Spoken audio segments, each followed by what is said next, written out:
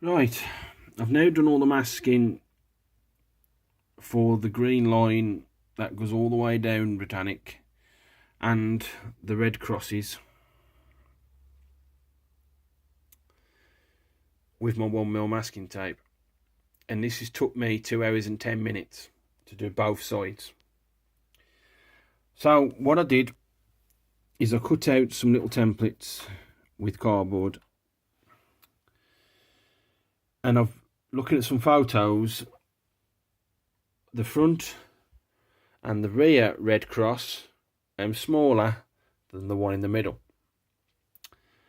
So what I've done is I've looked at some pictures of Britannic online, black and white and colour photos, and then basically what I've done, I've measured 5mm on the front and the rear ones.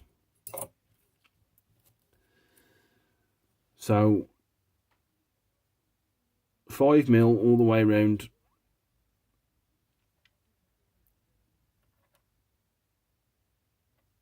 as you can see, and then I'll just cut that cross, both crosses, out of a bit of cardboard, and then basically just put that there, and then gone round with a really sharp, make sure you sharp pencil, really sharp pencil, and just gone round and just done me a vague line. And then obviously once you get your 1mm masking tape out, it's going to be straight, even though the pencil line is going to be slightly out.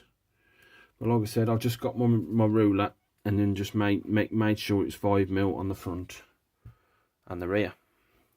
Now on the one in the middle, I've gone 7mm, as you can see there. So I've just gone 7mm all the way around.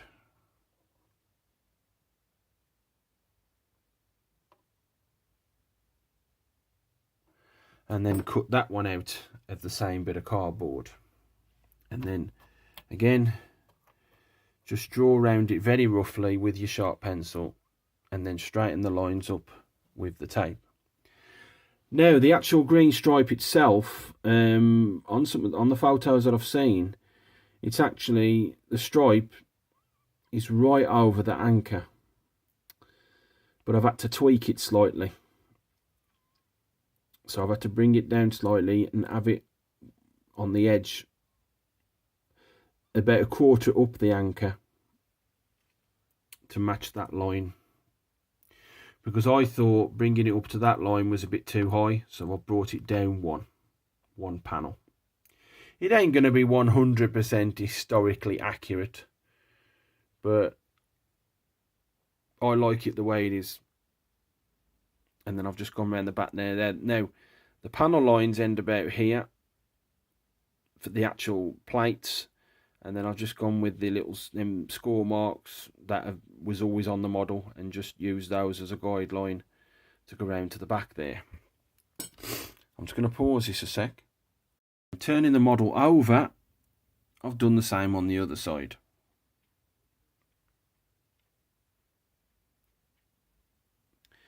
Again, about a quarter of the way up the anchor.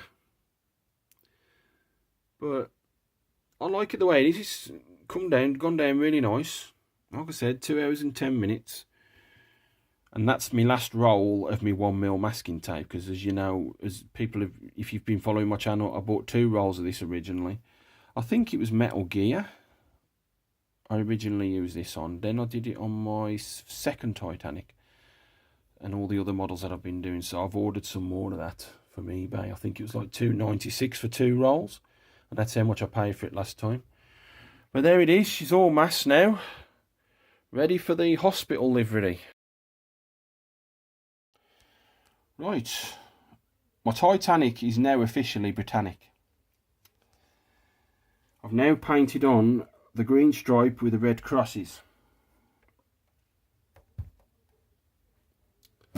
So I've done both sides, meets in the middle at the front there.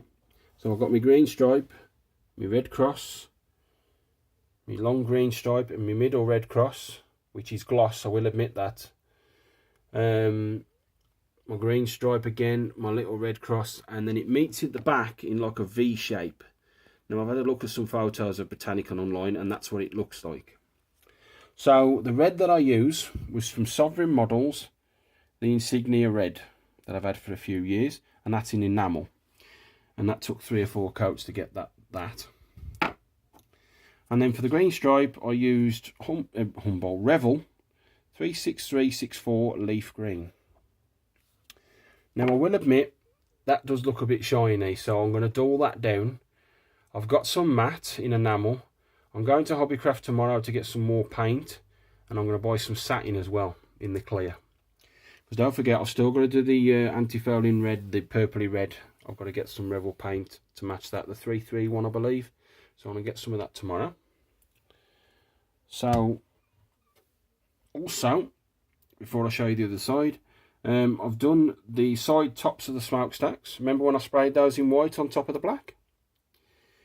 And I said I used Humbrol enamel number 7 buff, like I did with my 2020 build. I didn't. I actually used Humbrol acrylic trainer yellow number 24. That's what I used when I built this originally in 2012.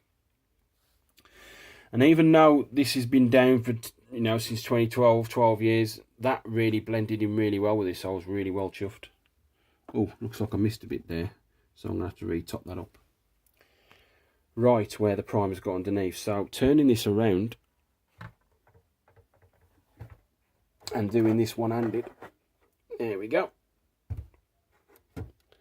And there's the other side with the green stripe and the red cross. Not bad at all. Right, another thing I've got to explain. I've got to get these caps off because I painted those yet. Because what I want to do, at the moment I can't get it off because the glue is holding it down. I glued it with the contactor.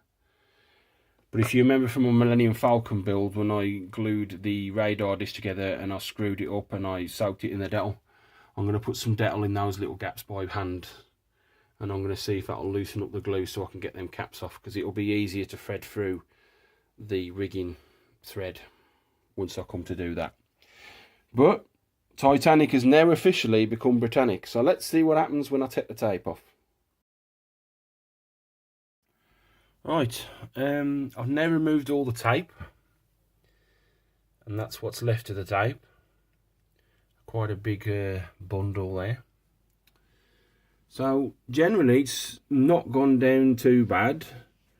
There's a touch of paint bleed here and there, but nothing that the white paint can't handle.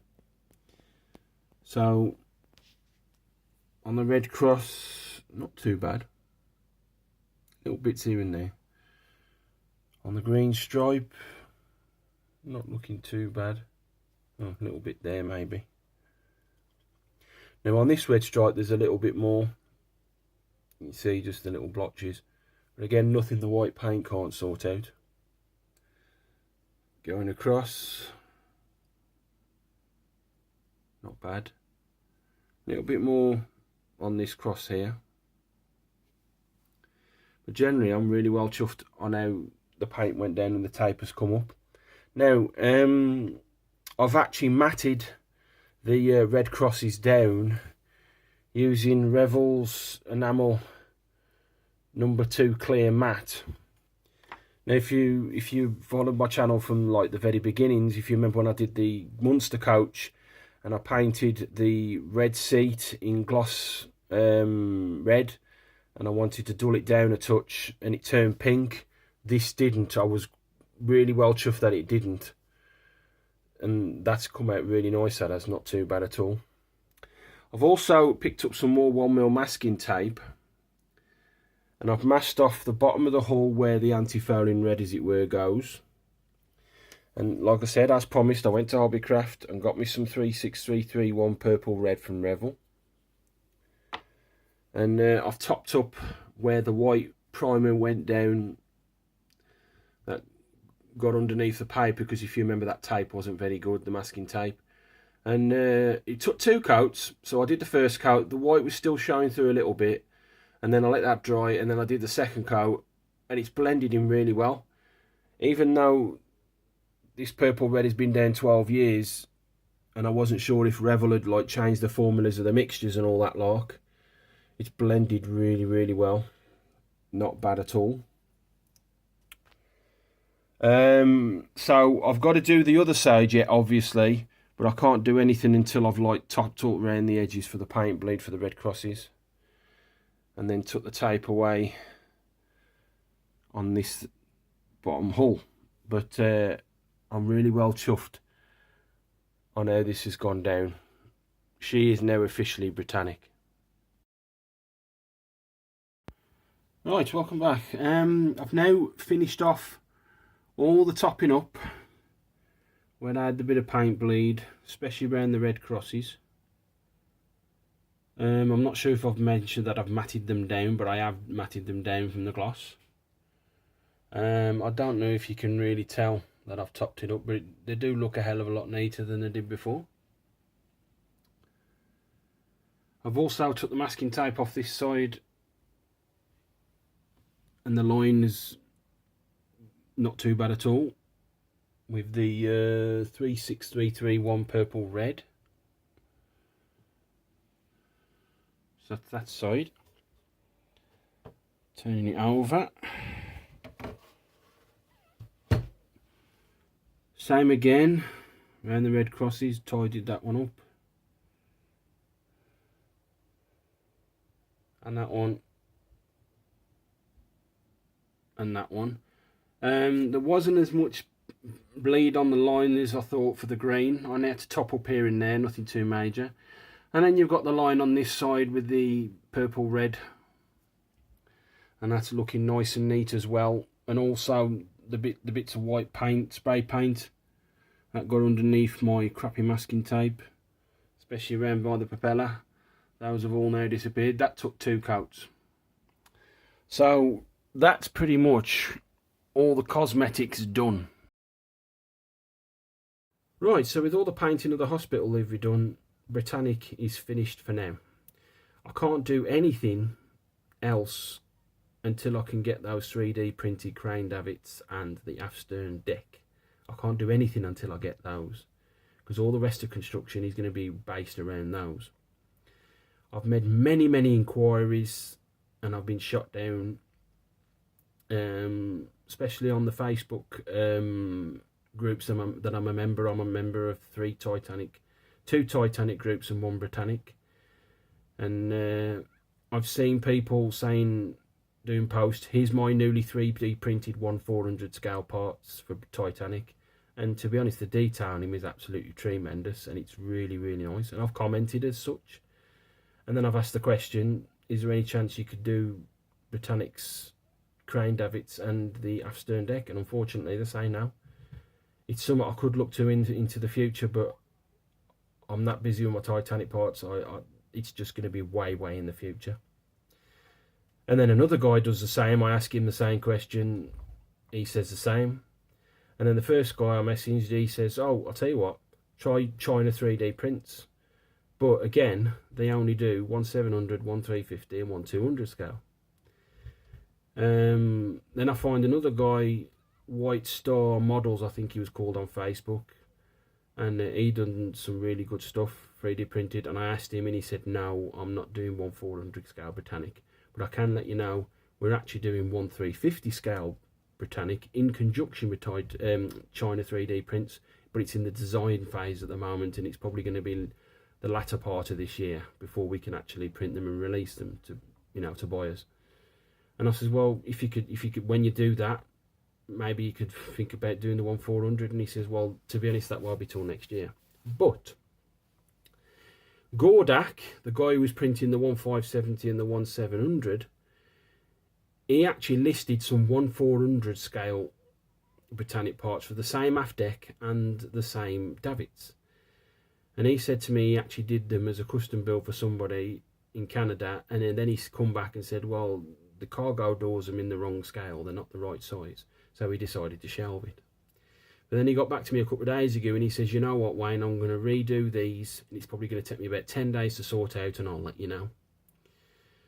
So once he's done that, and then how long it takes him to print them, and then with the shipping and all that to the UK. I don't know how much it's going to cost. I budgeted £100 for these parts that I need to convert it into Britannic. We'll see what happens. So unfortunately, Britannic is now shelved for the next at least 2, maybe 3 months. So I can't do anything without those parts, unfortunately. So so that's it for now. And thank you very much for all your comments, and thank you very much for watching.